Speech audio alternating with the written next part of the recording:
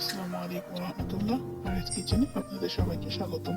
আজকে আমি তৈরি করব ফ্রাইড রাইস। ঘরোয়া কিছু উপকরণে সাধারণভাবে তৈরি করে দেখাবো ফ্রাইড রাইস।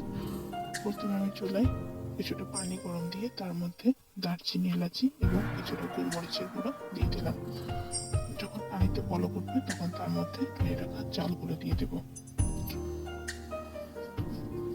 যখন চালটা 80% শুদ্ধ হয়ে যাবে তখন আমি পানিটা ঝরিয়ে নেব।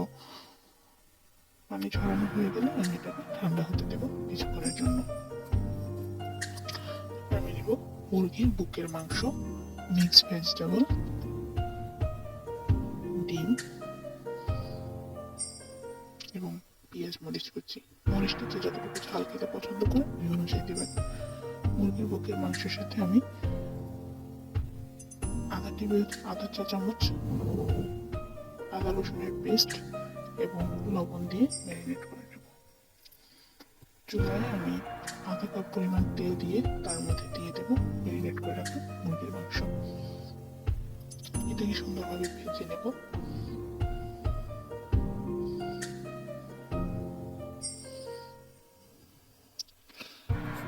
এটাকে নেড়ে চেড়ে কিছুক্ষণ ভেজে নিয়ে যখন এটা সিদ্ধ হয়ে যাবে তখন আমি এটাকে একটা বাটিতে তুলে নেব। এটা বাটিতে তুলে সাইডে রেখে দেব। তারপর এর মধ্যে আমি দিয়ে দেব দুটি ডিম।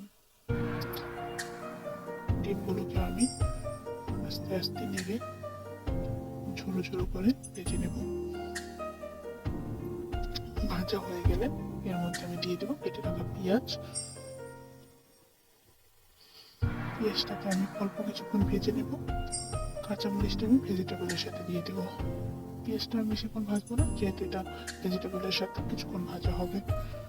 পেঁয়াজ এবং মিক্সড ভেজিটেবলটা আমি দিয়ে দিয়েছি।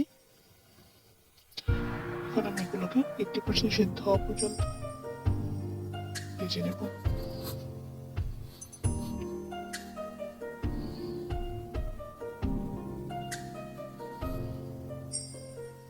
দিয়ে দিলাম 1 চা চামচ লবণ। লবণটাকে মিশিয়ে এর মধ্যে দিয়ে দেবো আমি রাইসগুলো। তারপর এর উপরে আমি আবার দিয়ে দেবো ভেজে রাখা মুরগির বুকের মাংস এবং ভেজে রাখা ডিম। এরপর আমি সময় নিয়ে আলতো হাতে নেড়ে চেড়ে এগুলোকে মিশিয়ে নেব। মিশানো হয়ে গেলে আমি নামিয়ে গরম গরম আচারি চিকেনের সাথে পরিবেশন করব। আচারি চিকেনের ভিডিও আমার চ্যানেলে দেওয়া আছে, সবাই চাইলে দেখে নিতে পারেন। এতক্ষণ সাথে থাকার জন্য ধন্যবাদ। ভিডিওটি পছন্দ হলে চ্যানেলটিকে লাইক দিয়ে সাবস্ক্রাইব করবেন। ধন্যবাদ সবাইকে।